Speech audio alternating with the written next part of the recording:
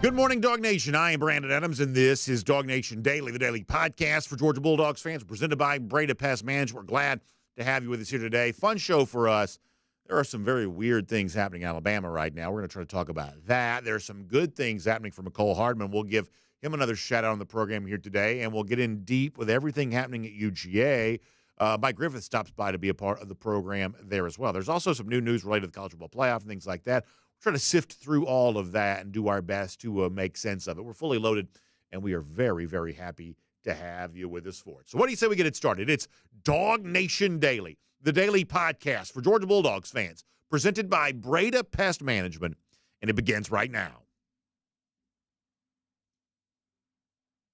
Today's episode of DawgNation Daily is brought to you by Breda Pest Management, the official pest control of UGA Athletics.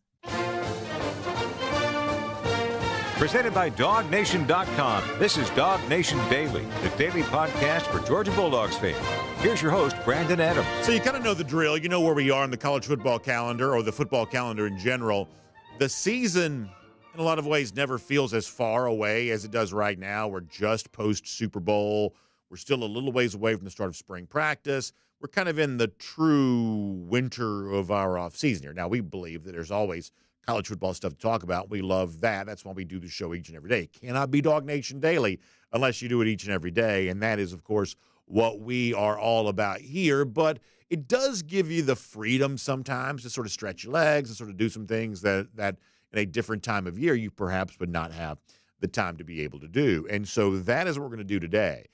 This seems like a really good time to sort of make fun of Alabama and laugh at what is being described as panic, and that's not my word, by the way. That's the word that some around Alabama are using. Panic on the part of Alabama fans about how the first month or so on the job for Kalen DeBoer is playing out. You know the story as it relates to Ryan Grubb. Grubb was brought here to be offensive coordinator in Tuscaloosa, only to leave that job and go be offensive coordinator of the Seattle Seahawks, taking the offensive line coach with him. You got a strength guy that's going to, moving out there as well. But it's the offensive coordinator position that's causing the most angst around Alabama here right now. I think if you're a Georgia fan, you ought to get your popcorn ready. You ought to settle in and enjoy all of this. It looks like the replacement for Ryan Grubb is going to end up being Nick Sheridan. That's a guy that knows Kalen DeBoer well, and a guy that was brought to Alabama to be tight ends coach. Now he's going to get the promotion, it appears, based on some reporting that's out there. He's going to get the promotion to become offensive coordinator here. Not maybe the most substantial resume necessarily, but a guy that knows the DeBoer system and a guy that can certainly help Kalen DeBoer implement what DeBoer wants to do. But for a lot of Alabama fans, we're sort of used to, and sometimes I think we would overblow this. But there was always this thought of, Nick Saban's got a master plan, and Nick Saban's always one step ahead of all the competition. Alabama fans had grown very, very comfortable with the notion that somehow, some way, Nick Saban's just in full control of everything with the Alabama program, and he sees 6 moves ahead. And the thought here is, well, maybe Kalen DeBoer doesn't quite do that, because if you're bringing in Grubb, and if Grubb is saying he's the offensive coordinator, but they're never really officially announcing it, he's not showing up on the website, for instance, and there's all this criticism of, well, what did you know and when did you know it? And were you trying to keep this a secret from players to keep them from transferring, as reported by the Seattle Times? You know all about all that. The point is, Alabama fans have seemingly had a lot of reason to worry, so much so that Chris Stewart, who's kind of the heir apparent to Eli Gold as the Alabama football play-by-play announcer. Stewart has done away games and been around the Alabama program a good bit. He is the play-by-play announcer for basketball, kind of the voice of the Tide in some respects, at least moving forward.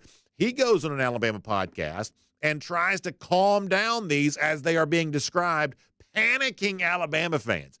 Bama being panicked is fun for UGA. So let's stir the pot on this here for a minute. Chris Stewart, the Alabama play-by-play man, trying to tell Alabama fans, there's no need to worry about what's going on with Kalen DeBoer here right now. Stewart trying to calm the Bama fans. Take a listen to this.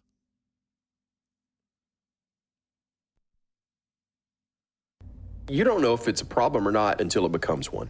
Good point. And at the moment, it ain't a problem. We ain't had a practice yet. It hadn't impacted recruiting, to my knowledge, yet. So And even if it does it mean it can't be overcome by the time you play the opener? Certainly by the time you get through the season, give it a rest. There's enough to sweat when it's truly a problem. Don't sweat stuff until it becomes one. I don't know Chris Stewart personally. Everything I've been led to believe is he's a good guy. So no beef against him necessarily. But I have to admit that I don't necessarily find that to be the most convincing message of this is not a problem.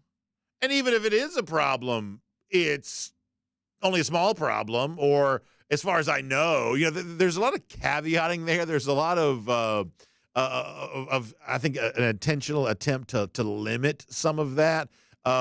Listen, this is not impacting recruiting as far as I know, and even if it is, does that mean that it can't be overcome? There's an element to which, if you are a panicking Alabama fan because your head coach doesn't know who his offensive coordinator is going to be, which, by the way, can we all agree here?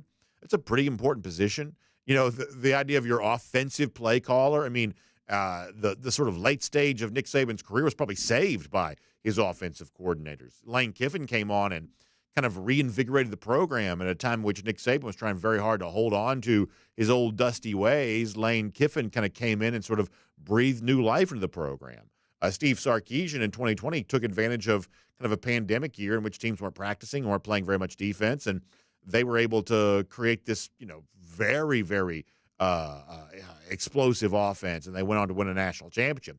Nick Saban and the kind of late-stage version of Nick Saban and the sort of late-stage version of the Alabama dynasty was really propelled by its offensive coordinator. So the idea that Kalen DeBoer is kind of feeling his way around the dark here, trying to figure out who his offensive coordinator is going to be, I think that's a pretty big deal. And I don't know that Bama fans should be panicked about the fact that as of now, it's not going to be the guy they thought it was going to be, and Nick Sheridan's a guy that they don't really feel like they know very much about. I don't know that panic is the right way to describe that, but it's not good. I mean, I asked Connor Riley on the show yesterday, let's be objective. Let's try to, I'm not someone who pretends to be objective, but if we want to try to be objective, let's be objective. Has it been a good start to, Kalen DeBoer's tenure as Alabama coach? And Connor, in his attempt to be a little bit more straight down the middle, said no in a roundabout way. I guess it kind of hasn't been. And that's kind of true here, that maybe panic's not the right way to be about this, but it's not great that you don't know who your offensive coordinator is going to be. And then beyond that, Paul Finebaum, who typically sort of acts as something close to a mouthpiece for Alabama, was on the radio station WJOX with Greg McElroy and Cole Kubelik, their morning show there. And in talking about Alabama and in saying, by the way, in saying that Alabama, in Finebaum's mind, was probably most likely a playoff team, still kind of offered a description for the Tide this year that I think if you're an Alabama fan, you don't love, and if you're a Georgia fan, you kind of find pretty entertaining. Paul Finebaum apparently thinks that in the SEC right now, Alabama's sort of become a little bit of a second-tier SEC team. Listen and see if you hear Finebaum saying this on with the radio station WJOX this week.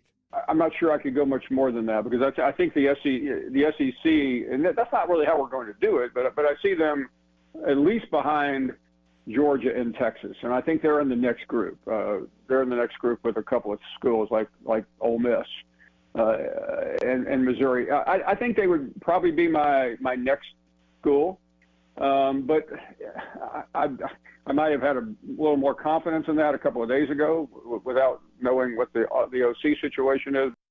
So you've got Paul Finebaum there saying, they'd probably still be in the playoff. Keep in mind there are 12 of those this year, 12 teams in the playoff, and we're expecting at least 3 of those to come from the SEC. So Finebaum says, yeah, maybe, probably a playoff team. I was certainly thinking that before the offensive coordinator situation. Now I'm not quite so sure, but in Finebaum's own description, in mostly being complimentary of Alabama, still sort of got them in a second-tier category along with, keep in mind now, Missouri and Ole Miss. Now, we know Ole Miss has spent a lot transfer portal this offseason, allegedly NIL. They've clearly upgraded the roster. They were a top 10 team a year ago.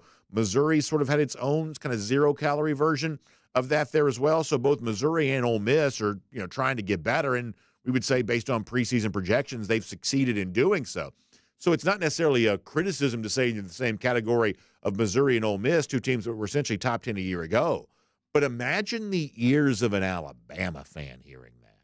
My team is second tier in the SEC, along with Missouri and Ole Miss, and it's Georgia and it's Texas who are leading the way right now. And if you look at the FanDuel over-under season win total projections that are out there right now, that bears this out. Bama and Texas both at 10.5. Alabama and the rest a little lower than that. This is also kind of borne out by the updated way too early top 25 from ESPN, Mark Schlabach, where, Bama at one point was a 4th, 5th. Now they're 9th.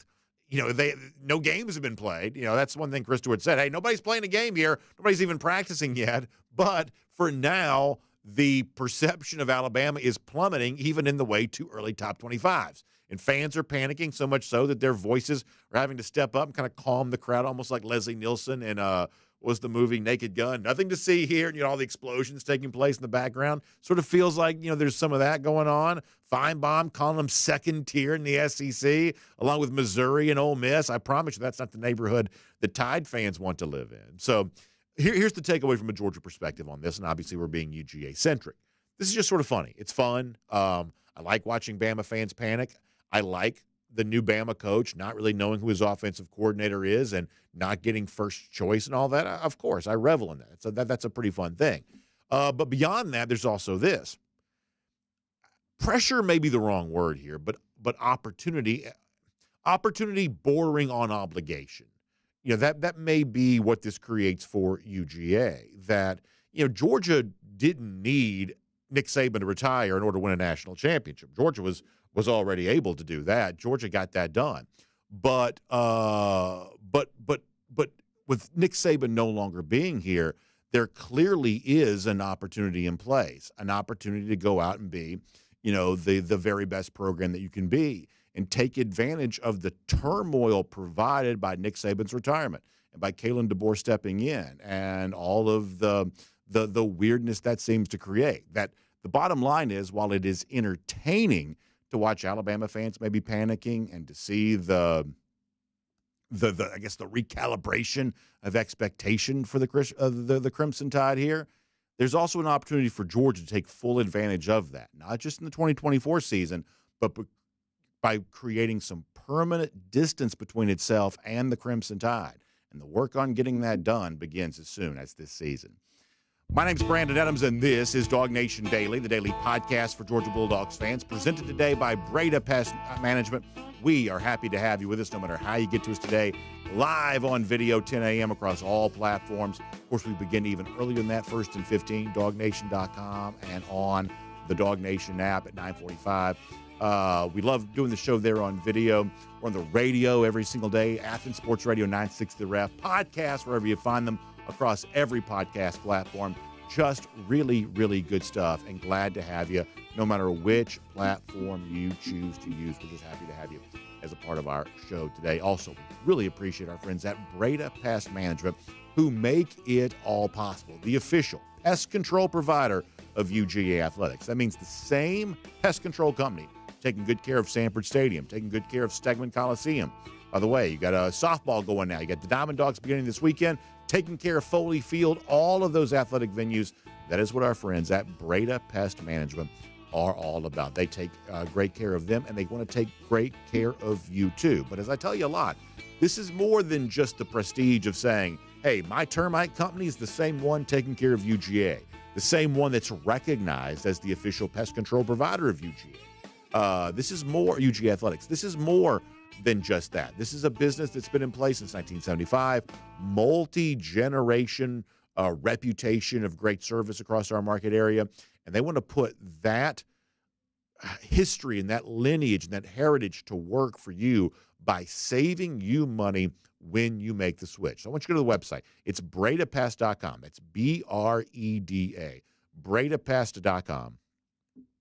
And I want you to find out how you can make that switch today and get ready to have the official pest control provider of UGA Athletics as your pest control company and enjoy the money you'll have back in your pocket when you make that decision. One more time online, it's bredapest.com, BREDA. All right, no way not to make this awkward, but I'm going to have to communicate with my my great team of producers who tried their best to make me look halfway decent on air each and every day. The batteries in my what we call IFB, which is how I hear, they have died. Apparently, I did not turn those off yesterday, and so now they have died. And so, therefore, I'm going to need some new batteries in order to be able to hear when Mike Griffith joins us. So, as we go around the doghouse, I'm going to give some time here, and you may see somebody on the screen. Listen. At a certain point in time, you just got to be a little casual about some of this kind of stuff and sort of get that done.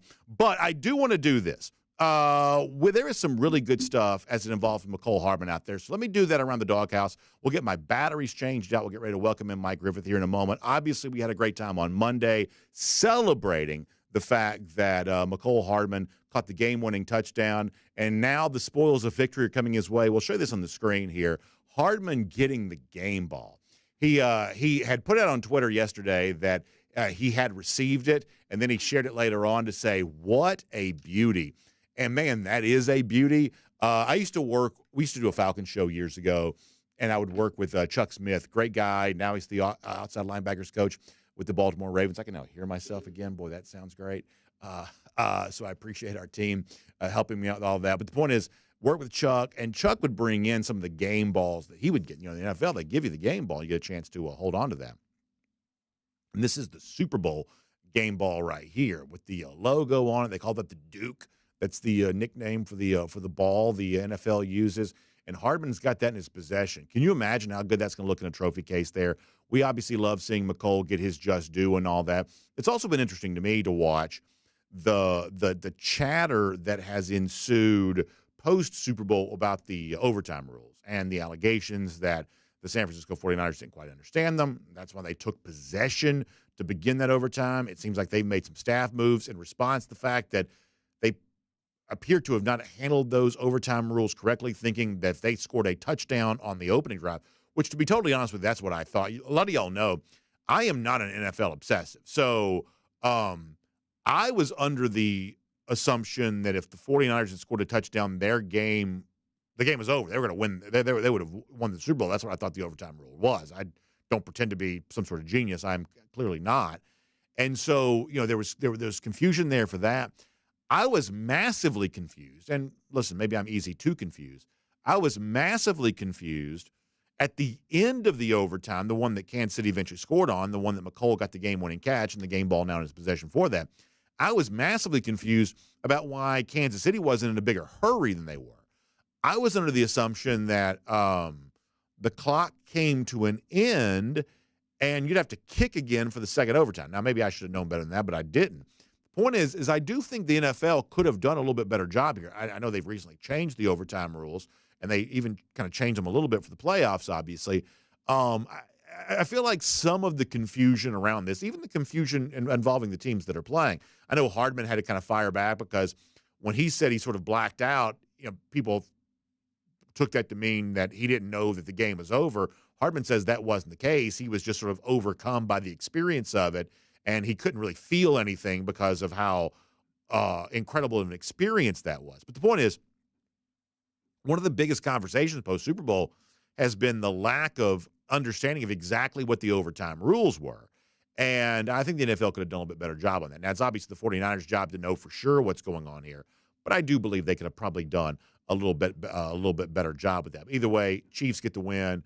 Hardman gets the game ball, and that is an awesome thing to be able to see. And that is also around the doghouse here today on DawgNation Daily, presented by Breda Pest Management. Now, we are going to talk to Mike Griffith about a lot of stuff. There's also some chatter out there about a UGA staffer apparently no longer with the program. We'll kind of talk about some of that here coming up a little bit too and cover a lot of ground with you. So what do you say we keep it going here right now? Fun to have him on the show. Did not have him last week. He was on vacation, but good to have him back here right now. It's Mike Griffith on DawgNation Daily, presented by Breda Pest Management here today.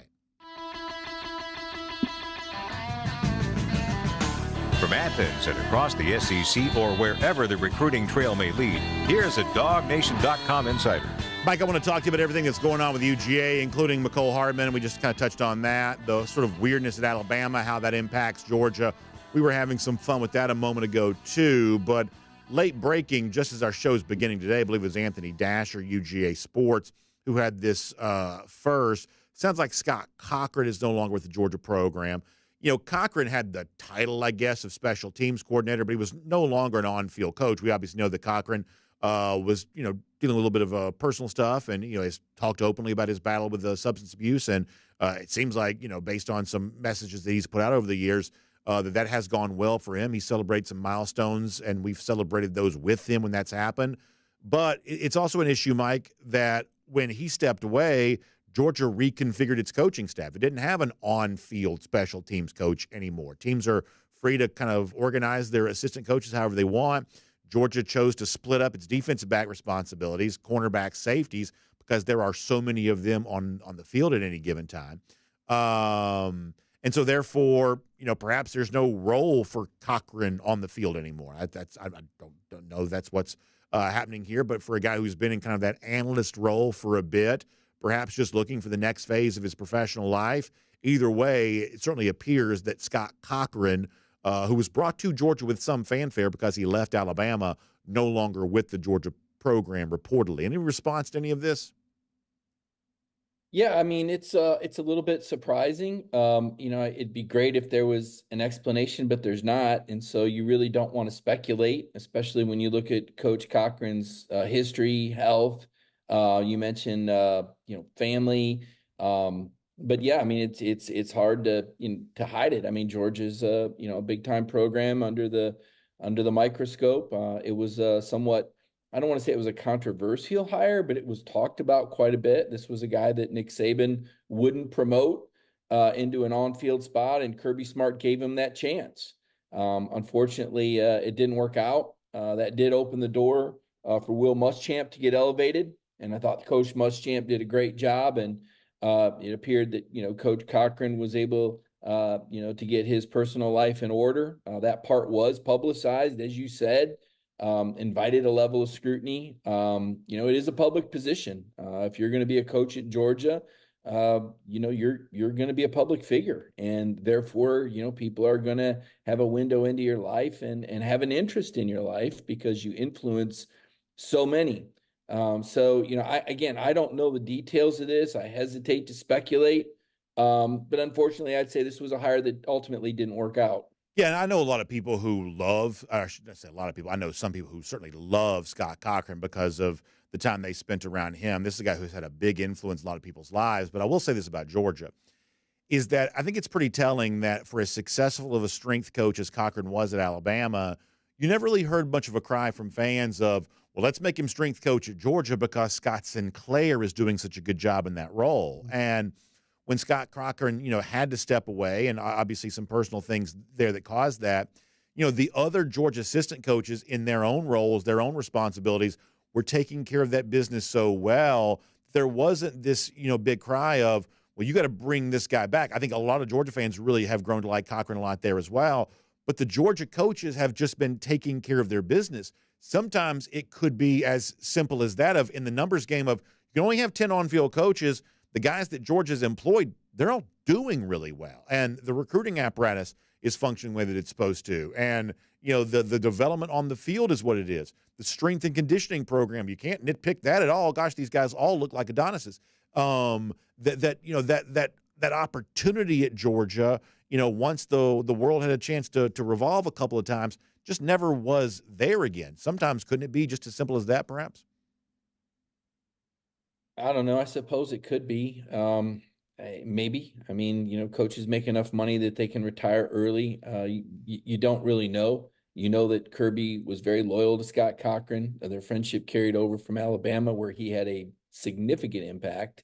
I would say he had a lesser impact at Georgia, just because of as you mentioned, he was not the strength and conditioning coach, and he was not necessarily a focal point on the recruiting trail or as a position coach.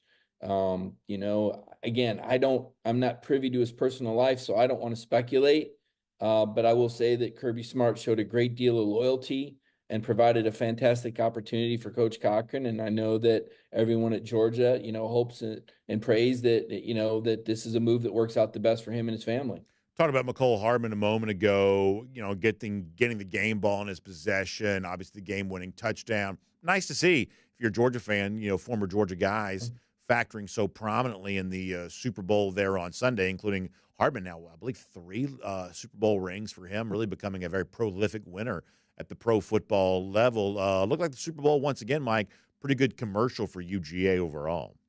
Yeah, right place, right time for Mecole Hardman. Only in on I think 19 plays in the game, but he certainly made the most of them with what proved to be the game-winning catch on that 3-yard touchdown in the overtime. I actually looked at the snap counts, Brandon. Pretty interesting. Malik Herring played 18 snaps on defense, had a tackle on Christian McCaffrey. And on the other side of the ball, Charlie Warner played 42 plays for the 49ers and 27 plays for Chris Conley and 23 for Robert Beal. I want to say maybe Oklahoma was the only team that had more players on the Super Bowl rosters. That's right. So you had 5 Georgia Bulldogs in the Super Bowl, and then you have one that makes the game-winning touchdown catch. And it's a good story for Mecole, who started the year with the Jets, signed a $4 million deal. Gosh, he might make as much as Carson Beck. Signed a $4 million deal in the offseason with the Jets, only made 1 catch. And then the Chiefs traded for him mid-season and brought him back to Kansas City, which is that's a testament. When you play for a franchise a few years, you leave and they say, hey, we want you back. We want more Mecole Hardman. And you saw why. His longest catch this year prior to the Super Bowl was only 37 yards. And remember, in the first half of this game, he had a 52-yard catch. So he had one game that was more productive, I think, against the Chargers. He had 7 catches for 66 yards. So he picked a good time to have a big night. And to your point, to have a Georgia Bulldog in the spotlight like that, and a guy like Mecole, who I think represents himself well, did a talk show circuit and, has some fun with that Jet nickname. Where's that giant jet pendulum and pendant? And remember a few years ago, BA, he showed up at the Super Bowl in a jet fighter pilot suit. Yeah. So a colorful and fun character. And I know a lot of Georgia fans are excited for Mecole Hardman, especially over there in Elberton, right? Yeah, no doubt about that. And the other thing I talked about on Monday was, you mentioned a guy like Charlie Warner for San Francisco, Malik Herring, who we talked about in particular, Robert Beal, you could say this about there too. We have a tendency to focus on the glamorous part of being a well-paid football player, and obviously that's with good reason. That seems really fun and really interesting. But football is also a job. And I think one of the cool things about the Super Bowl is you see the reflection of that. For someone like, Beal, who was at one point in time Georgia's sack leader, but still played here with very little fanfare. Warner, for the most part, didn't play with a ton of fanfare either. I think fans liked him. He just wasn't always in the spotlight necessarily. Malik Herring was definitely that way, a guy that was, kind of fighting for his role on this team the same way he's sort of fighting for a role in the NFL, but winning the fight, staying employed, earning a paycheck, grinding it out. That's what football is. The majority of football players live lives like Charlie Warner and Malik Herring and Robert Beal, where they're just sort of fighting to be on a roster, battling it out, not always getting a ton of attention for doing that. Mike, I would say there's something kind of beautiful about that. It's kind of cool to see Georgia, populating these NFL rosters with the kinds of guys who are not afraid of hard work and not afraid to kind of, I know it's a cliche to say it this way, but kind of bring a lunch pail with them and just go out there and grind it out and get a spot and, feed their family and play the game without the sort of glitz and glamour that we sometimes associate with like the Patrick Mahomes and guys like that. Yeah, well, cutting to the chase. I mean, you look at the 3 Bulldogs on the 49ers team, they combined for 92 snaps, and 61 of those 92 snaps came on special teams. And, that's something that Kirby Smart preaches at Georgia, that he puts many of his best players on special teams. And, that's a skill that helps Bulldog guys get drafted. I mean, you get around to the 6th, 7th round, guys like Robert Beal, dime a dozen, right? Kind of tweener guys. And what separates the guys that you're going to keep? What makes you draft that Georgia Bulldog over another player from another, program in the 6th or 7th round, or sign that guy to a free agent contract and give him that opportunity? And what gives the Georgia Bulldogs an advantage when they're in free agent? You're not there to learn anymore, okay? And I'm not saying there's not coaching going on, but you need to know how to play special teams. That's a big advantage for these guys as they're trying to make 52-man rosters, Brandon. I mean, that's hard to do. You think about it. It's not like college where, a certain number of guys rotate out every year and a new crop comes in, so to speak. These guys stick around and they want to keep their jobs. And, you go into the NFL as a 21-year-old, or I guess Stetson was 25, or, with the COVID year, guys are all different ages, but you're fighting grown men. You're fighting guys that are, 26, 28, 30 years old that are trying to hold on to their jobs. And you need every advantage you can get. And so that's why that Georgia pedigree means so much. That sense of urgency that Kirby Smart teaches these guys to work with. They work hard. They understand what they're working for. They have a good attitude. It's like Jim Nagy told me down there at the Senior Bowl, the fact that these dogs opted in while Florida State guys were opting out, that may not hit hard with the first contract, because they're going to evaluate these guys on what they did most of the year. But when they look for the second contract, that's where you make a really big investment in a player. And that's where that psychological profile of the player really kicks in. Does this guy love his job? Because if you're going to give somebody that really big second contract, Brandon, and you hear Kirby talk about it all the time, that's where you make your big money in the NFL, is the second contract. If you're going to get that what would that be? 3, 6, 8-figure second contract, they better be pretty darn sure you're not going to pull an Isaiah Wilson on them and go AWOL as soon as you cash the first check. So the fact that the Bulldogs opted in, this is something that's going to help these guys, the psychological profiles. These teams are taking notes. Nagy said they noticed things like that. Great value for players that have played under Kirby Smart in the Georgia program. ESPN has updated its way too early top 25. I think things like this are fun. Georgia stays at number 1, but there's a little bit of change underneath that. And by the way, next week we're going to do something really fun here on DawgNation Daily while I'm kind of away from work. We're going to have a little bit of a DawgNation roundtable, bringing you and Connor Riley, Jeff Sintel all together and kind of kicking around some topics. One of the things we do talk about is that top threat to UGA, biggest contender alongside Georgia, for the national championship. And there's a little bit of a sort of a preview to that. When you see Ohio State now number 2 in the preseason ESPN ranking here, moving up from number 5, when you see Oregon around there, when you see the chatter around Alabama, like what do you think? I mean, we've obviously had plenty of time to sort of think about Georgia, and we'll continue to have that conversation. But what do you think right now about what's happening around Georgia in this sort of early preseason prognostications that are taking place?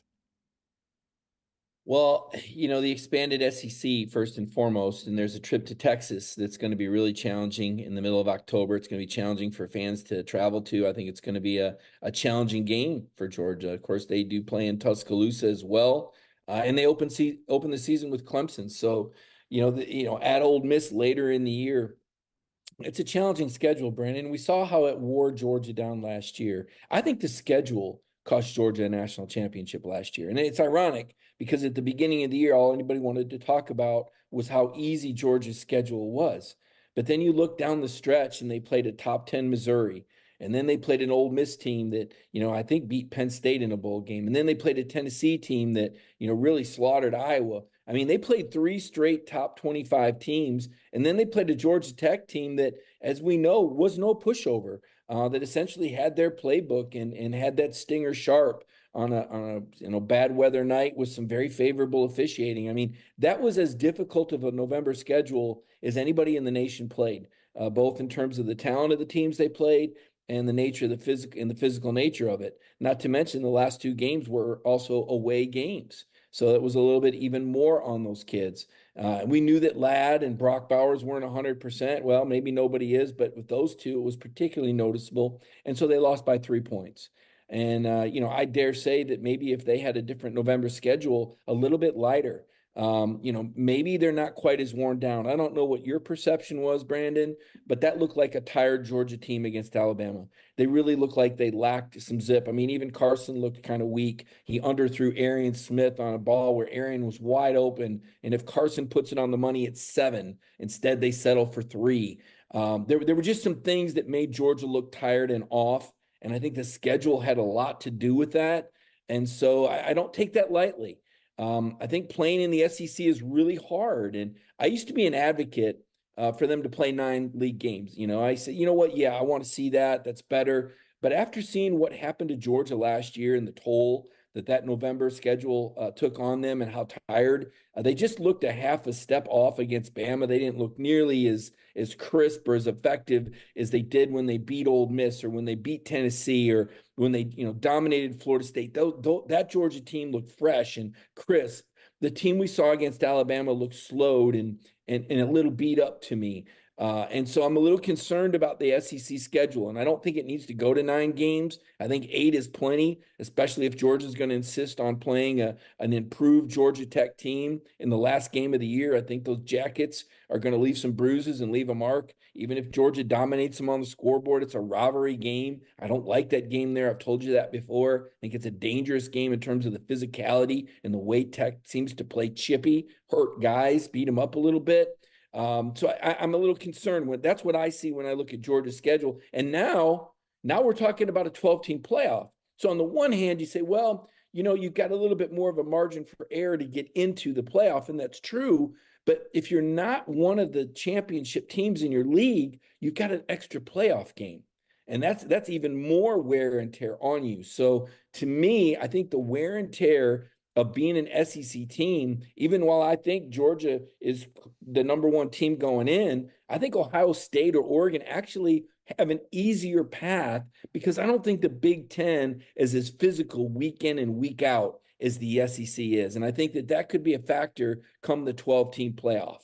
If we were to wave a magic wand and all of a sudden they disappear, they don't exist for this question. If Georgia doesn't win the national championship, who would be your most likely non-Georgia team that would this year? The team with the highest payroll. I mean, Ohio State. I mean, they're out there and they're paying a lot of money for players. Again, I don't know if they got anybody driving a Lamborghini, but they're spreading it out pretty good. I mean, it's pretty well documented, that how aggressive they were in the portal and how much money they spent sprinkled out over a number of stars. I don't think their quarterback is making what Carson Beck is.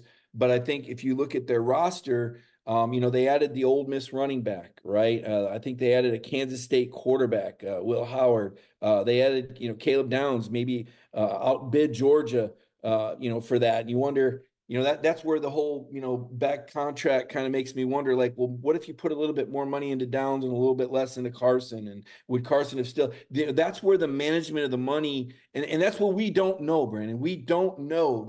That's the missing part, and I think that's the frustration. I think everybody's moved past players getting paid. Yes, they're getting paid. They were always getting paid. Like Jimbo Fisher said, there was NIL before there was NIL. We just didn't know it, okay? Now it's more pronounced, but we still don't see the payroll. We don't see the budget like we do in the NFL, and everybody's got a salary cap. We can see what this guy signed for and that guy signed for it and what sets the market. When one quarterback makes this sets the market for the next. We don't see that in college football. So it's very wild, wild west in terms of what is everyone getting and what is the payroll distribution. And, again, that's where the danger of a visible, highly purchased car can rock a locker room. Because if you don't know what anybody's making, I think it's a lot easier to go to work, right? I mean, it'd be like if you pulled up to a DawgNation meeting in a Bentley or something, which you don't, you're not that guy, but I'm just saying, you know the importance of team chemistry. And so that's why this is such an interesting time. And it's so important to have strong leadership like Kirby Smart, who knows how to manage a locker room. I saw Nazir Stackhouse. I'll probably do a post on this. He got a deal with JBL. He's handing these things out to everybody on the team. Now that's good. That's good NIL stuff, right? So getting back to your original question, Ohio State has a lot of money to work with. They've got a lot of resources. I think we get the feeling that Dan Lanning has a lot of resources at Oregon, or else why wouldn't he go to Alabama, right? That tells me that Dan Lanning feels like he has everything he needs. And for those who don't know, and I think most people do know, University of Oregon has a very close relationship with Nike because their headquarters are there. And Phil Knight, one of the co-founders, is a big Oregon donor. That's why their facilities are so great and why I would imagine that they're very competitive in NIL dealings, right? We know Georgia's competitive. We wonder a little bit about Alabama. I think we wonder what's going on there. It looks like things are coming apart a little bit, but boom, in comes Texas. I mean, they had a Lamborghini guy too. I think, didn't Bijan Robinson have a Lamborghini, the running back? So they're very well heeled and have a lot of money. They also have a huge, gosh, I forget what that's called. The money they get every year. I think it's like 41 billion, and A&M's 15 billion, and Georgia might be 3, and Bama's around 3. Gosh, that's slipping my mind. The endowment is the endowment, yeah. Correct. And you can say that, well, that's not directed at athletics. Well, maybe not, but because it's directed at academics, that means they can direct more towards athletics. I mean, to me, it all kind of comes out of one pot. So when I look at college football now, unfortunately, I'm going to consider the amount of money that the school has more than I ever had before. I'm going to consider the corporate relationships and the potential for that these schools have. I think that makes a big difference. I think that's why Florida State is struggling a little bit. I think that's why Clemson is dipped down. They don't have the corporate, Tallahassee and Clemson, South Carolina aren't exactly, metropolitan areas like in Austin, Texas, like a Columbus, Ohio, or even Athens, with its relative close proximity to Atlanta, Knoxville, Tennessee, Lincoln, Nebraska. Who knows? Maybe Dylan Raiola, will win 5 or 6 games up there with all the money they have around Omaha, Nebraska. So to me, I look at the payroll. I've got to look at the payroll. I don't want to look at it that way, Brandon, but I think there's a reason why Chip Kelly bolted UCLA to be an OC at Ohio State. I think he knows that the Buckeyes are pretty loaded. I'll finish with this. We have talked a lot this week about the Ryan Grubb situation, going back to Seahawks, and made pretty clear I didn't like that. Now, listen, I like stirring the pot with Alabama, so I would have fun with this no matter what. But just because I want to do it doesn't mean that it isn't true. And in this particular case, I do believe that Kalen DeBoer has acted, the best that I can tell, in a dishonorable way. I think recruits would be wise to pay attention to this. And I think Alabama ought to be careful not to do this kind of thing again, right? Because, I mean, it's fairly obvious they wanted to keep their players in the dark, but the fact that Grubb was probably leaving, running at the clock on the transfer portal window that they had because of Nick Saban's retirement. This is just, I believe, at face value, a bad thing that Alabama has done. Do you agree with that? I do, and I think it's poor leadership. I think it reflects poorly on Greg Byrne. It shows you how much control Nick Saban had, and it makes you value Josh Brooks at Georgia all that much more.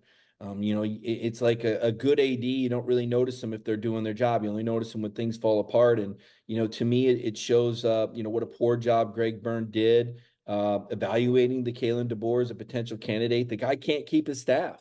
And that's a big factor for a guy like this. I mean, this isn't Kirby Smart or Nick Saban, who've proven they can replace coordinators and coaches and continue to win championships. This is a guy that had a successful 2-year run at Washington with a magical quarterback that had a Michael Jordan touch on his throws. What he did at Fresno State was not special. I mean, he was very ordinary there. He was 3-3 in a COVID year, and I think he went 9-4, 8-4, something like that, which, oh, by the way, they won more games the next year after he left, and they'd won more before he got there. So other than the run at Sioux Falls where he was 67-3 in the NAIA ranks, I think he's a bit of an imposter, Brandon. And I think he's in over his head. And the fact that Greg Byrne allowed for some of these transactions that you talked about, the way Alabama held these coaches just long enough for the transfer window to expire. Like I said yesterday on WJOX in Birmingham, this may not trickle into the fans. The fans may not care. And they didn't, based on the way they attacked me on Twitter. Check that out for fun at Mike Griffith 32. You can see the Alabama fans are still out there and their fangs are as sharp as ever. All I did was speak the truth and say that this is an institution that went from, what many considered one of the gold standards programs in the country to a real questionable place now, as you mentioned, with some of the ethics and some of the actions and the way they've maybe misled players on their team about staff members, to take advantage of those players so that they wouldn't go into the portal. And if Alabama does not have success next year, it can come apart fast. And listen, I've seen this movie before. I was covering Alabama when Gene Stallings was the head coach and Coach Stallings retired and Mike Dubose took over. I covered that transition. I saw Alabama go from a team that beat Michigan in an Outback Bowl, a Michigan team that would go undefeated the next year and win a title, into a 4-7 team with Mike Dubose, with many of the exact same players and the same staff members. And I'll tell you what it had to do with.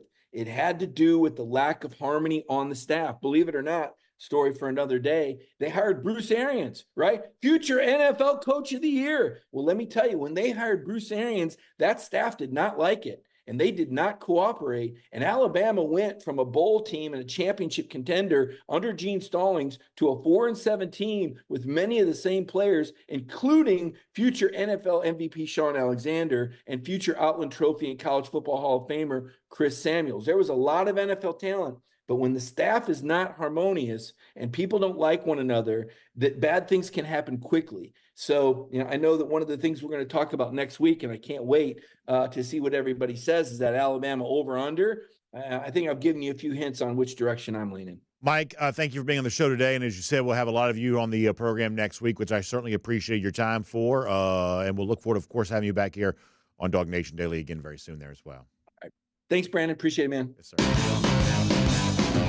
Let's take a look around the rest of the league. This is SEC Through. All right, interesting from Mike. Let's get ready to go cruising around the SEC now, courtesy of Royal Caribbean. And boy, we cannot wait to be on board. Allure of the Seas for our DawgNation cruise. Man, that is coming up soon, and it is going to be a great, great time. And we want you to be a part of it there as well. Jessica Slater's a great travel agent. The one thing when I talk to Jessica, she'll tell you, we are down to crunch time on this. It is go time, show time, to have you on board and ready to go for our DawgNation cruise. So I want you to give her a call, 770-718-9147. That's 770-718-9147. You can also email her, jslater@dreamvacations.com. You can check out the website, royaldogs.com. Of course, dog spelled the way it's supposed to be, DAWGS. Here's the thing you need to understand. It's bigger and better than it's ever been before. So many of you signed up ready to go. Others of you are kind of in those final phases of making the decision to be a part of it. It's going to be a choice that you're not going to regret here, because we've never had a DawgNation cruise before on a Oasis-class ship, among the largest there at sea, with all the neighborhoods. If you're watching on video, you see Central Park. This is from Icon of the Seas. But Allure of the Seas has a Central Park as well. These really cool specialty neighborhoods, so that when you're walking through them, it almost feels like you're not at sea. When you're on Icon, walking through Central Park makes you sort of feel like you're in the middle of a big city or somewhere like that, but you're actually on a ship floating on the ocean. It's the same way when you're upstairs and the pool deck area and you go to the Category 6 water park. It's the largest water park at sea. It's almost like you're in like a theme park or something like that. And a lot of this stuff is really kind of themed out really cool. You've got the thunder sound effects and things like that, and you could convince yourself you were on land and having a land-based experience if you didn't just look out and see the ocean. That's how cool a lot of these neighborhoods are on a ship like Icon of the Seas. And Allure of the Seas for us is really going to be, in so many ways, the same way. More restaurants for you to explore, more bars and lounges, of course. The DawgNation crew, they want all of that, including the Trellis Bar that you kind of get a look at there. And that's also Bubbles, the champagne bar as well. Just so many cool things to be a part of. And that's one of the DawgNation crews. Going to be so much fun. Allure of the Seas in April, going to Nassau in the Bahamas, Perfect Day, Coco Cay. And having a great time with you there as well. Jessica Slater wants to help you out with all of that. Once again, call her, 770-718-9147. Email jslater@dreamvacations.com. So I'm going to talk briefly here for a moment about the Way Too Early Top 25 re-release from Mark Schleybaugh there at ESPN.com, because I am kind of interested in what's happening around Georgia at the moment. And as Mike Griffith alluded to, there is no doubt that the energy in the offseason right now kind of belongs with Ohio State. And as we've said before, competition is a very powerful thing. And it kind of leads to a weird paradox where you don't want your rival to be good. We revel in the fact that, Georgia's biggest rival, Florida, is an absolute mess right now. You don't want your rival to be good, but when your rival is good, oftentimes it brings out the best in you. And Ohio State's biggest rival is Michigan. Michigan is the reigning national champion. And so therefore, Ohio State finds an entirely different level of motivation than they've had in the past to go out and be the best they can this year. For Ryan Day, this is also personal. I would say he has a chance to lose his job this season if things don't go well. He wins most of his games, but he has not won the ones that matter, and that's obviously, a tough recipe for long-term employment at a place like Ohio State. Some of the exaggerated stuff here about NIL, I kind of roll my eyes at but there's no doubt that Ohio State has been a big spender this offseason. You can say what you want to about some of the facts and the figures and the sort of lack of veracity in some of those claims, but you can't deny that Ohio State has been a very aggressive NIL team. That's certainly true. may have remade their roster in some respects in the process of that. As we've said over and over, while money can buy you a lot, there are some things that money can't buy. And on the one hand, that's the sort of idea of like the sort of gritty physical and mental toughness that Ohio State's oftentimes lacking. But also, even within the sort of player personnel part of this, there seems to be some things that money can't buy. Ohio State does not have a very good offensive line. You know, the sort of transfer portal addition there is Seth McLaughlin, who we're not going to kick around too much here, but you kind of all know the story of how it is that McLaughlin, leaving Alabama after a pretty rough Rose Bowl performance, even has a chance to be at a place like Ohio State. Buckeyes, even with their willingness to spend big right now, allegedly, are still going on a sort of a couple-year journey of not having enough offensive linemen and certainly not having enough quality offensive linemen in the program. That's an issue. I kind of circle back to Texas here a little bit, who actually drops in the way too early top 25. But there comes a point in, I think, our ongoing discussions about college football where things that have been true for a while, eventually they just sort of change. And, you know, perhaps you would say, well, I haven't seen enough yet to say for sure that things truly have changed with Texas. But the fact is, this team a year ago went on the road and it won convincingly at Alabama. That was a very big win for the program. It's the kind of thing that big-time programs do. Texas, prior to that, had not been a big-time program. Until this past season, they hadn't won the Big 12 since 2009. This was a team, the whole Texas is back meme and the fun that people had with that was justified. This was a team that was consistently year over year overrated. I don't quite feel that way to me anymore. This feels like a very substantial competitor to UGA. I would have told you last season, the 2023 season, the toughest team that Georgia could have played would have been Texas. I believe that's probably still true for 2024 as well. And obviously Georgia travels there in October. More on all of that coming next week with some of the roundtable stuff that we're going to do.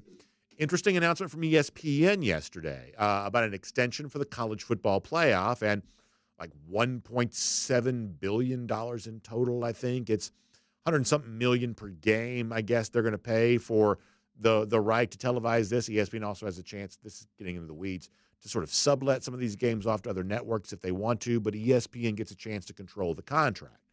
And obviously, one of the things, because ultimately, this contract seems like an eye-popping number, but the truth is, compared to other sports on TV, kind of isn't. It's about, I think, what you're seeing for, like, say, Peacock's chance to televise a NFL playoff game this year, kind of in keeping with that.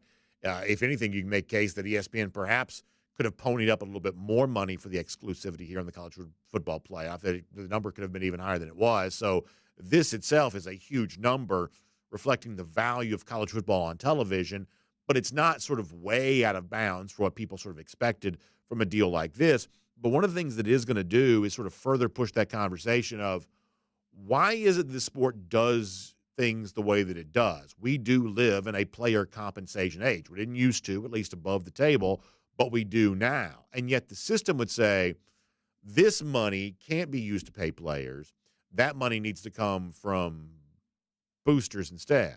And I do believe that stuff like this is going to create more energy around the discussion of, well, exactly why is that? Why do boosters have to sort of dig deep and reduce their net worth to pay players? Why can't players just be paid from this money?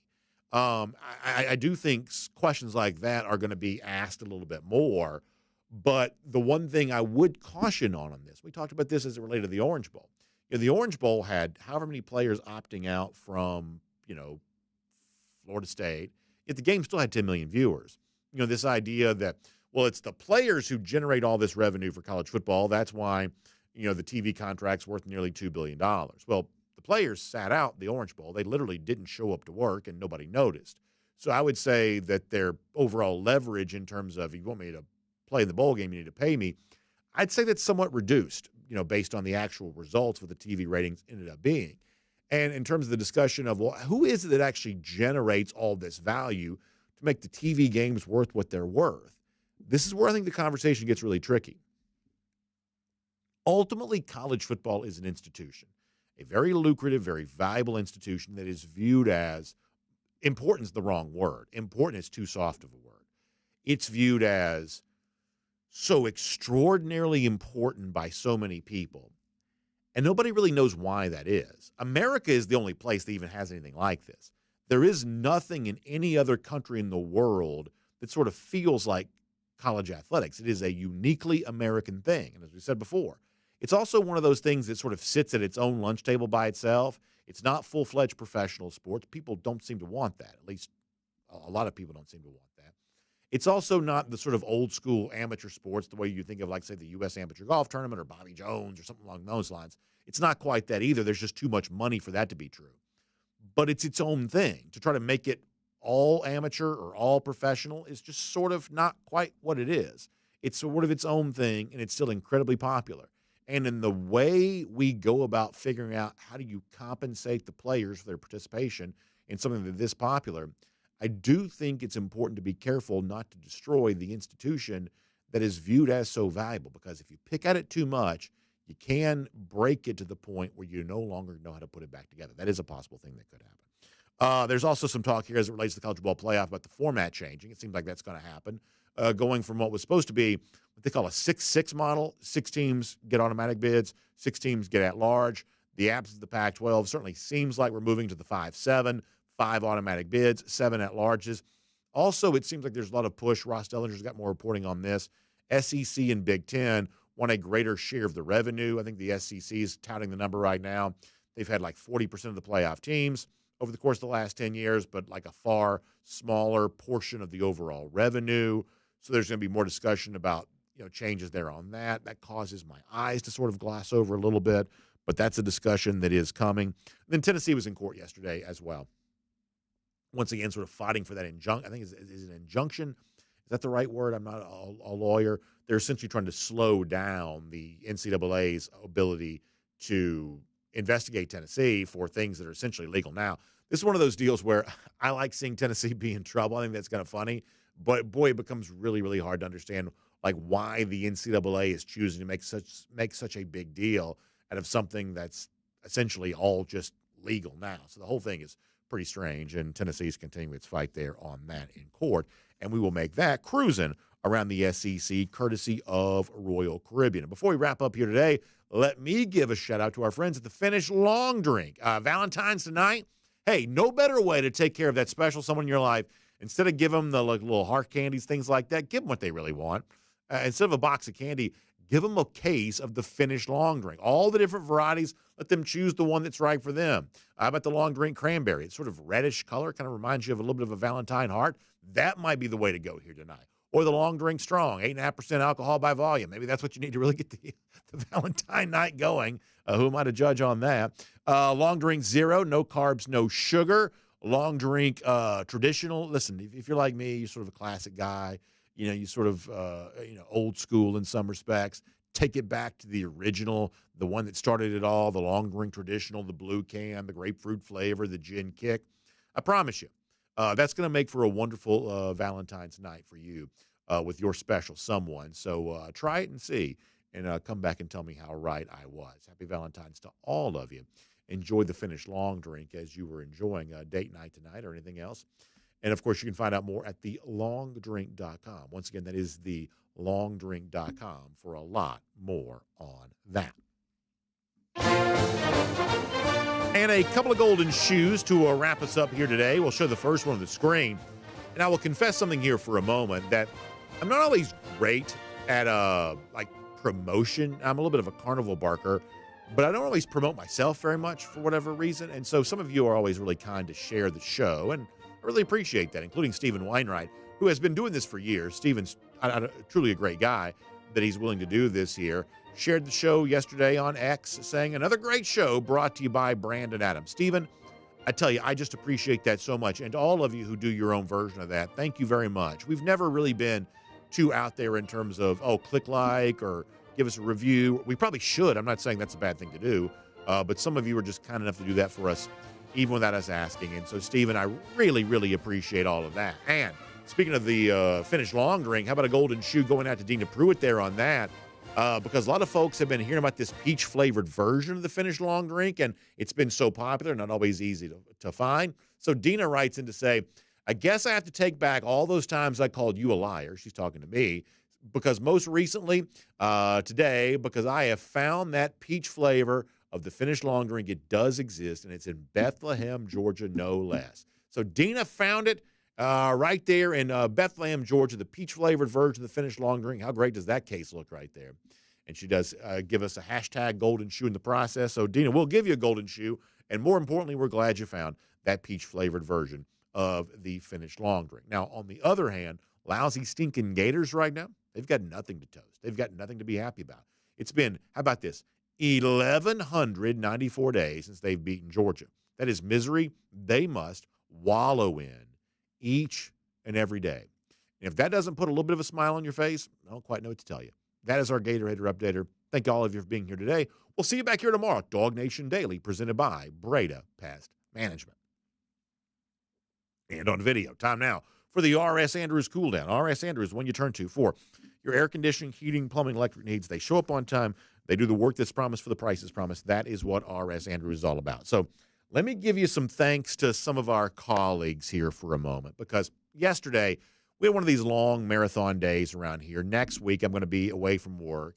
Around the February time of year, I really enjoy taking some time to be with my family. And it's something we've done last few years. You know, I would say we're all really busy during the fall. And for us, college football season, the actual in-season part of it stretches all the way to darn near February anyway.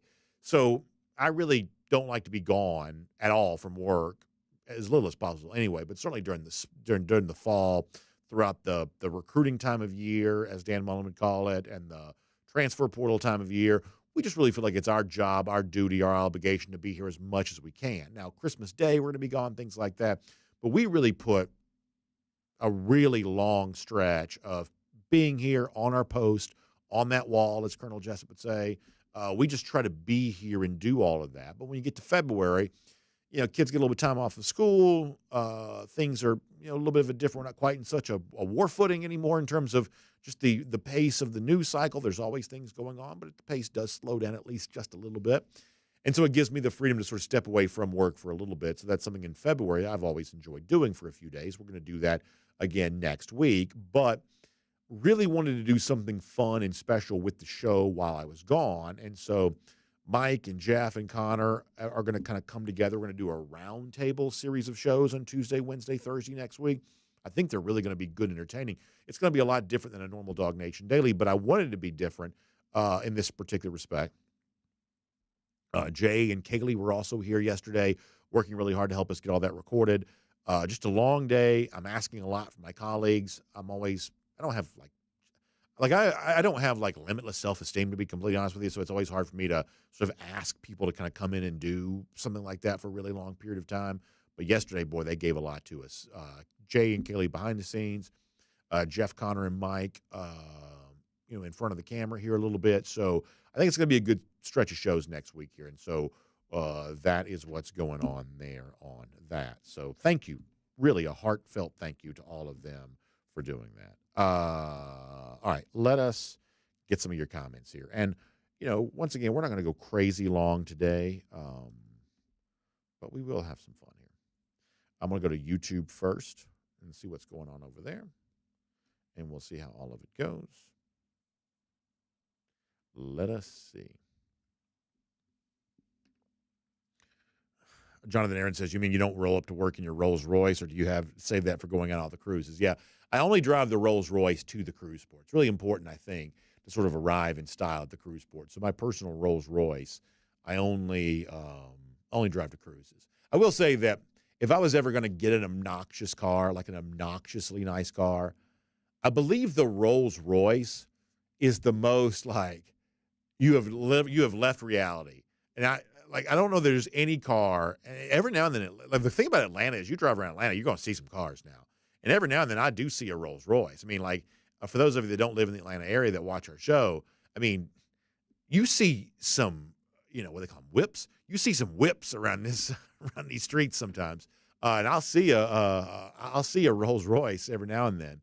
So you see some crazy cars. But if I wanted to have the most obnoxious, this guy does not live on planet Earth car, I do believe a Rolls Royce probably accomplishes that more so than almost any of those other brands.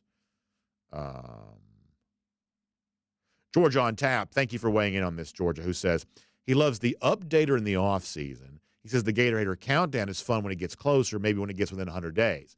That's really cool, George on Tap. I appreciate your feedback there on that. This is one of those things that, weirdly, we do get a lot of feedback about. That sometimes you will do the thing where we count down the number of days until Georgia plays Florida. At one point in time, I was going to stop doing that, but I heard so many people basically tell me never stop doing that, like just regular listeners to the show, that we decided to keep that as a feature. But when you have a situation like this past year where maybe it's going to start happening more frequently, we didn't truly have an official date for the Georgia-Florida game. We essentially knew when it was going to be. We didn't have like an officially stated date, so it kind of gave us a chance to sort of do what we call the Gator Hater Updater. It just sort of sounds better because it rhymes, where we kind of count those days since Georgia's beaten Florida. Now, for a while, we were kind of doing both, but eventually, if you get like too countdown-centric at the end of the show, it gets to be a little cumbersome, because a lot of y'all are like, you need to do a countdown for this and a countdown for that. It's a little bit like my wife, and I love my wife. Literally, I think she's a perfect person. But she has a lot of alarms set on her phone. And so, like, every 5 minutes, it's like, this is ringing and that's ringing. I feel like if you've got too many countdowns, it's the same type of deal where it's just like, bang, bang, bang. You know, it's like, hey, we're counting down to this, counting down to that. If you're counting down to everything, you're essentially counting down to nothing. So there you go. John Maine also weighing in on that. I appreciate that. Paul Moon says, as a kid, the Hummer H1 was the coolest car ever, but, you know, not so much the H2. I do remember when the H1 first came out. It was so big, right? So big. And I do remember when I started seeing that, and athletes would drive it and things like that. And for a while, it took me a little while to get used to, because it did not look to me the way that you sort of think a cool car is supposed to look. But it was really popular there for a while. I think I've told some of y'all this before.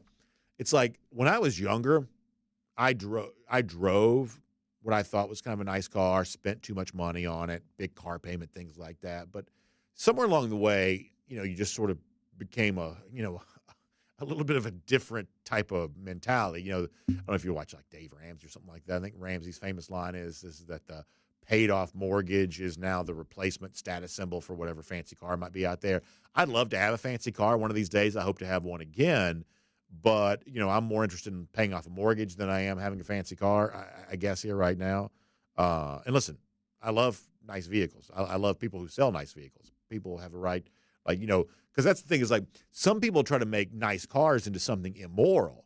But if that be the case, everybody who works to manufacture a nice car, or everybody who sells a nice car, they're also a part of something immoral. So I don't view nice cars being immoral. I don't think that way at all. You know, I just am not currently choosing to participate in that portion of the market. So there you go.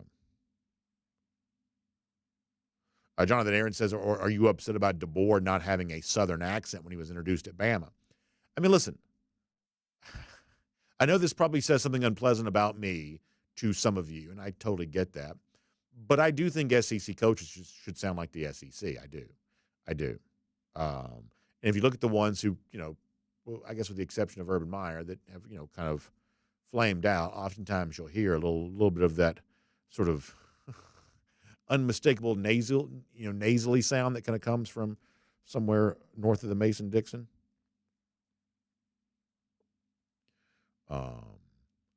Baggins and Friends says that Arnold Palmer came to Augusta one time in an H1 limo. That'd be something to see right there. That's pretty cool. Let me go to DawgNation.com for a minute. Yard Dog says the only countdown that I truly keep up with is the countdown to his next stop to Perfect Day, Coco. Okay, Yard Dog, you may be right about that in some respects. Although I am not going on a cruise next week. I wish I was, but I'm not. We're just not going to be at work. DT says the Bentley Continental is the GT Speed is the car to have. I do like Bentleys too. I think, like I said, if money was no object, I sort of like the British automakers. I like Bentley. I like Rolls-Royce. I like Jaguar. Just how they look. I mean, I do kind of like the British automakers.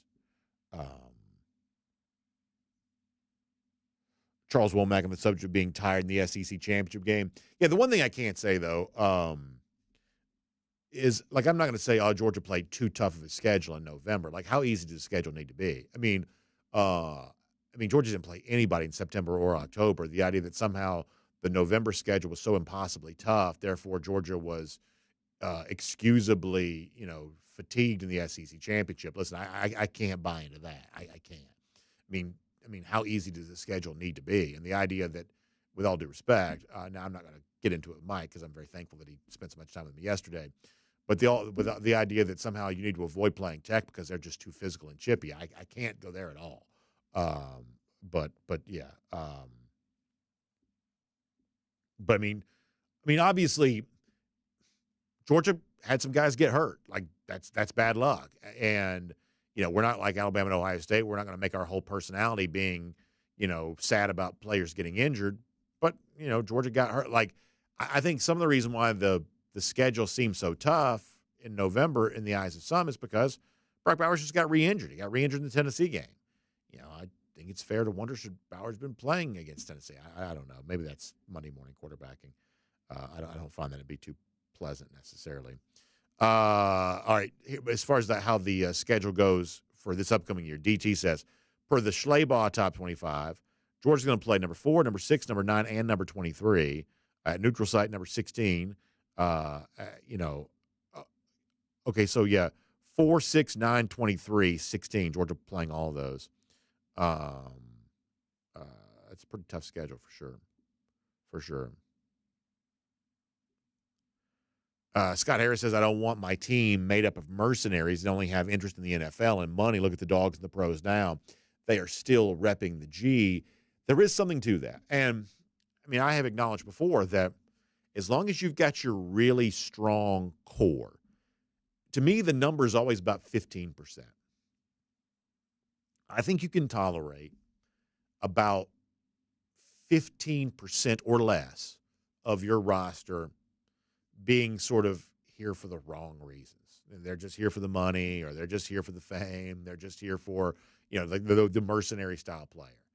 If it's a talented enough dude being here, for a short-term gain, you got to probably roll the dice and take some chances on some of that, just being honest.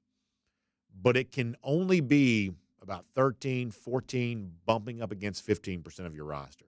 Once it goes to that, it's going to flip. It's going to become 80. There is just a certain flip that happens around 15% where, guys start bleeding into other guys' psyches and personalities, and everybody sort of becomes the same. That's just sort of the way that eventually goes. Scott Harris says Vandy's licking its chops, thinking about all the money the SEC is going to make in the playoff. Yeah, Vandy cashed them checks, man. They don't contribute a red cent to any of it, but they cash them. But to the commenter's previous point, it is so nice. There is something to the idea of a lot of these guys have played in the Super Bowl. They had to work hard to get there, and they're still proud of Georgia once they get there. That feels good. It does. It does. Does it feel good to have a really talented player who maybe doesn't feel the same way? Sometimes that feels pretty good too. But you got to have the majority of your roster being salt-of-the-earth types. Football is just a different kind of sport. And it's one of the reasons why football is so fascinating is that you can only take so many roster shortcuts before eventually you regret the guys you brought in. That we see that happen all over the place. That's why football, that's in a roundabout way, that's why we're so attracted to football. Is football presents to us a very complicated puzzle of how you put a roster together, how you train the guys as hard as you can without pushing them so far that they reject you. Like there are a lot of, competing tensions within college football. And the reason why we talk about it every day, I spend every day thinking about it. Many of you do the same thing. We treat it as a pastime, vocation, whatever else, is that college football just presents a very complicated puzzle. And it is very fun to consider complicated problems. It's just fun. It's just fun to, it's like the meme of, you see the meme where the wife is laying in the bed and, she's saying, he's probably thinking about other women, and like the guy's always thinking about something different. You've seen that meme before.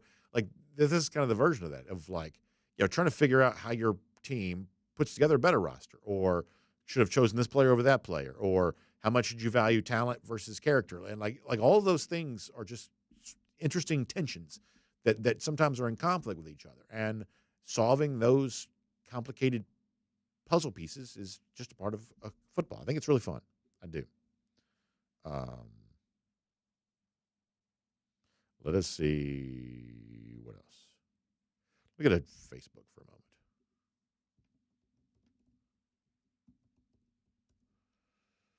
On Facebook, when it loads up, my computer's gotten very slow as of late. We're getting there. And, of course, glad to have all of you with us here as a part of our RS Andrews Cool Down today. We're going to wrap up here in a couple of minutes. We'll do some Facebook comments. John Paul Williams says, maybe I can get an NIL deal with the same Lamborghini dealership as Carson Beck. Hey, listen,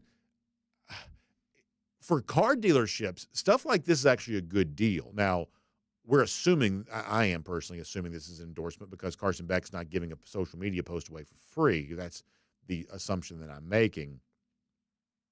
But for most car dealerships, stuff like this is a pretty good deal because you can give the vehicle over to the athlete or the, media person, whatever else. You can give the vehicle over to be driven, but, it doesn't actually, from a resale standpoint, it doesn't actually lose a ton of value as far as the dealership is concerned because, they're getting the value of the endorsement while it's taking place, and they can turn around and just sort of sell the vehicle again after that or lease it and all those things there as well. So, it's a lot better than spending cash on advertising to have, somebody somewhat famous driving around in your vehicle like that. So for the dealer, stuff like this is usually a pretty good deal. Marshall Fleming says, I am cheap. I never had a car payment. I did not have a car until I was 21 years old, paid cash and saved and paid cash for the second and third car. Only 3 cars in my life, and I'm 57 now, and my house has been paid off for 12 years. So that's the big one right there. When you get to the point where you can pay off that mortgage, that's the big one, especially if you can do it at an age where Marshall says he's 57 now, but the house has been paid off for 12 years. So what that means, 45 years old, he's living without a mortgage.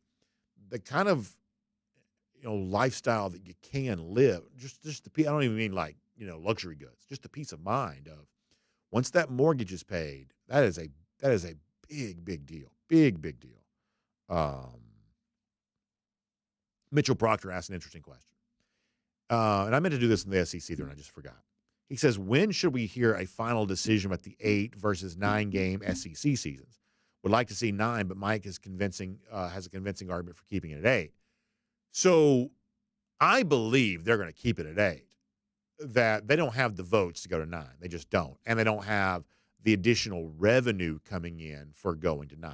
I guess as of now, that is just not something that they have, I believe, the motivation to move to. They're going to probably keep it at 8. But the Texas athletic director, is his name Chris Del Conte? What was that guy's name? Or I forget what the guy's name is.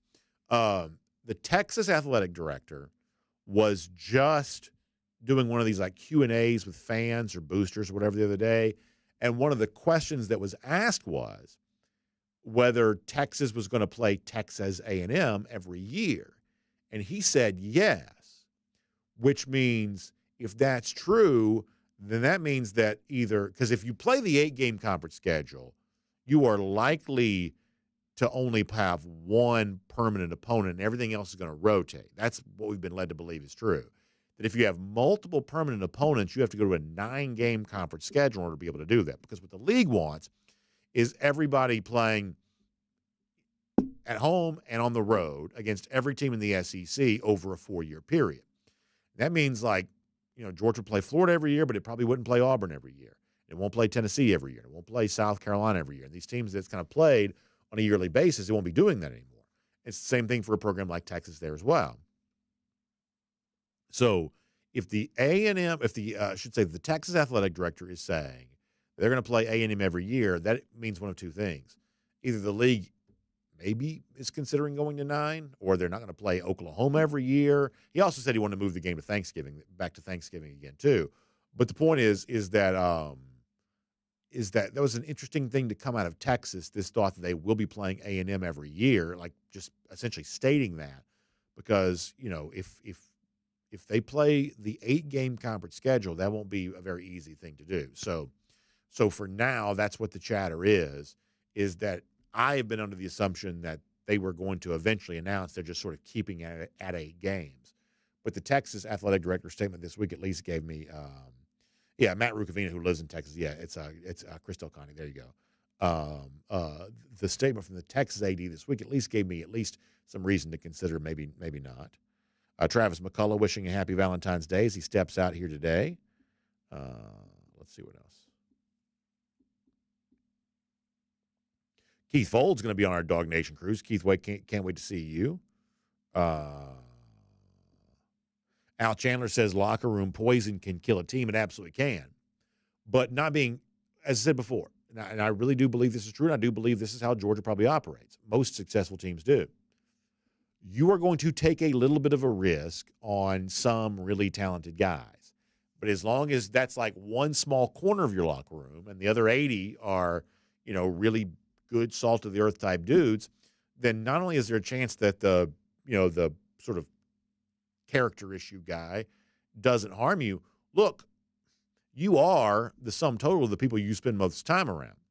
The guy that you had character concerns about, if he's spending all his time around 80 players who are all kind of, taking care of themselves in the best possible way, there's a pretty good chance that guy just sort of does the same stuff too, that people have a tendency to just sort of do the stuff that the people around them are doing.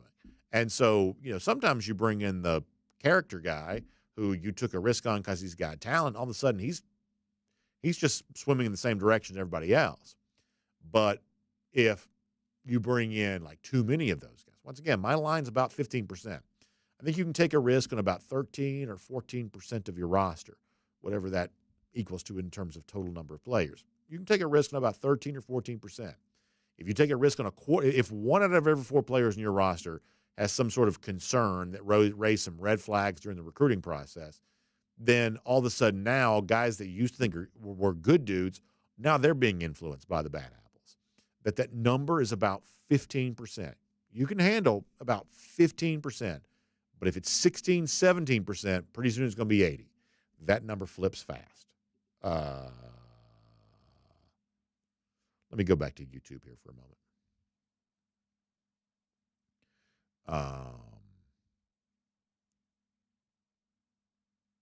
Paul Moon looking forward to spring practice. Johnny Surf Dog on the subject of the Georgia offensive line. Yeah, I think it has a chance to be a real strength. I do. DMart42 asking about those Alabama defensive line transfers. Yeah, whatever happened about that? Where'd they end up going? Let's see where else. What else is going on over here? DMart42 says, as of late, the biggest development for Georgia has been a backup tight end. I would say that Yurcik may be slightly more than just a backup tight end, I would say. But I get the point that you're making. And Paul Moon also mentioned the scholarship stuff. I mean, at this point in time, I have no idea how Georgia gets to the 85. Somehow they figure it out, but I have no idea. But they will almost certainly lose some guys during the spring, probably as well. Johnny Surf Dog is going to put $200 down on the Gators under 5.5, so there you go there on that. Philip Wells says it's a fine line before the final line when it comes to a college football roster management. Yeah, there's some interesting stuff going on for sure. What else is going on here before we wrap up here today? Wildman Slayer says you don't want your players looking for their next payday. Yeah, I mean, look, I don't think seeking compensation in and of itself is necessarily a sign of a character issue. I mean, obviously, I do what I do for money, so I don't fault somebody else for necessarily doing it for money. I do fault the wisdom of if you make your school choice or your team choice solely on the basis of money, then most adults don't behave that way. Like, most adults don't have the mindset of, I'm going to do whatever for the absolute most money possible. There's a little bit of a lifestyle choice that kind of comes in there of, some people choose to live in a slightly more expensive place because that's near where they want to be. Some people choose to have, less of a career opportunity, spend more time at home because that's kind of what they want to do. Like, adults are all the time making choices that don't maximize their financial potential. That, part of the free market is the freedom not to participate. And, adults are frequently making choices that are below maximum financial potential. And so if a player is choosing the team to play on solely on the basis of, well, so-and-so offered me X money and so-and-so team offered me like a 20% increase on X, and I chose this school simply for that reason because it was more money, I would say that in most cases in life, you may be left with some regrets on that.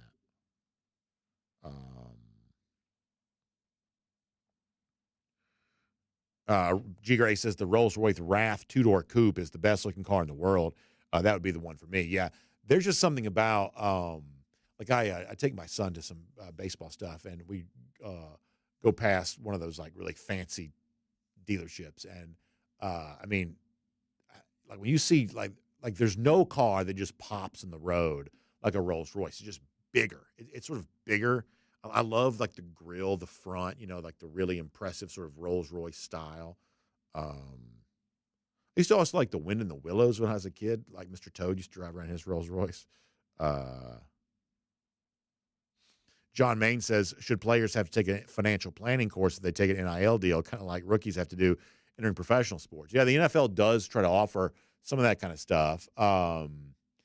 Unfortunately, I don't think there are all that many people that are all that concerned about what the college players do with the money. And I think that's, because I do believe that college is still a developmental time in anyone's life. It certainly was in mine.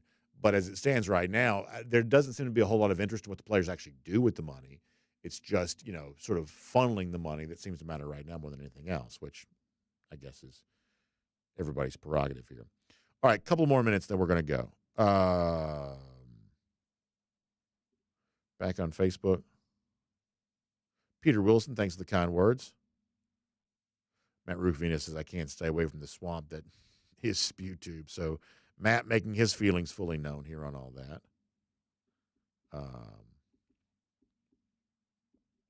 And then back on DawgNation.com, and that's where we'll end things here today. Randy Hall says, nice shirt. Randy keeping up with me wearing a different shirt every day. Now, next week, that's going to be fudged just a little bit because we are doing some pre-records.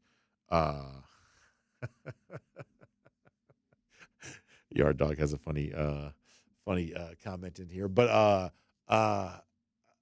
so next week, there'll be you'll see some shirts repeated just because of some pre-record stuff. But so far, I've done pretty well as far as, wearing a different shirt each and every day. Trippy Charlie wonders if DeBoer will be like Dabo Swinney, not near as good after losing assistants. I think it's an interesting comparison, Trippy. But I always think your username is very funny. The difference is, like Mike went pretty hard in the paint on DeBoer a little earlier. I don't dispute that Kalen DeBoer's a good coach. Now, I don't know that translates to great success at Alabama. We'll have to see. One big difference, though, is if Kalen DeBoer wanted to be his own offensive coordinator, I believe he could do that. And in fact, Alabama in some form or fashion will be running Kalen DeBoer's offensive system. So the difference, the issue with Dabo Swinney is, and I probably like Swinney more than some of y'all do, but the issue with Dabo Swinney ultimately ends up being that when stuff gets tough at Clemson, he can't really coach his way out of it. He's a CEO-style coach. He's sort of a motivator, kind of the rah-rah guy. All he ever was prior to becoming head coach was wide receivers coach, not to disparage wide receivers coaches. But Dabo Swinney is not qualified to be his own coordinator on either side of the ball. Dabo needs other coaches' coaching expertise in order to succeed. I mean, a big part of football is the actual football. And you got to have somebody that can do the hard coaching, roll up their sleeves, and coach the football. And Dabo is not really that guy. Now, Dabo, I think, is a very successful coach, and I think that Dabo is pretty good for casting a vision for a program. I mean, Dabo's got some value. This is not me trying to take a shot at Dabo Swinney. But Dabo Swinney is not qualified to be a coordinator. He just has. If he wasn't head coach, he'd be unemployed. So Kalen DeBoer is at least different than that. That DeBoer does have some offensive expertise on a side of the ball that gives him a chance to lean on that. He wants to have an offensive coordinator in place. But I do believe that DeBoer, the best that I can tell and what other people who are smarter than me are saying, is he's got some legitimate X's and O's chops that Dabo probably doesn't have. So that is my answer there on that. All right, we're going to go for now. Thank you for being here. Scott Harris thanks me for my dependability. Listen, we try to be here. We do. We enjoy being here. We love the daily conversation, the twists and the turns and the seeing where it all goes and the early build-up to what eventually becomes a crescendo during the fall. It's really fun. So we appreciate you being a part of it with us here there as well. Hope you have a great day. Y'all check out RS Andrews online, because what's not fun is something going wrong with your heating system. Water heater stops working. And that's where the dependability of RS Andrews really matters, because they show up on time. They do the work that's promised for the prices promised. And story after story, they've been delivering smiles. That's really their thing, putting smiles on the faces of their clients and customers, and that is what they are all about. So if your water heater goes out, don't shiver your way through cold showers for however many days. Get it replaced. In many cases, RS Andrews can do it for you the same day. So find them online at rsandrews.com. Y'all have a great day. We'll see you back here tomorrow. DawgNation Daily, presented by Breda Pest Management. We'll look forward to talking to you then.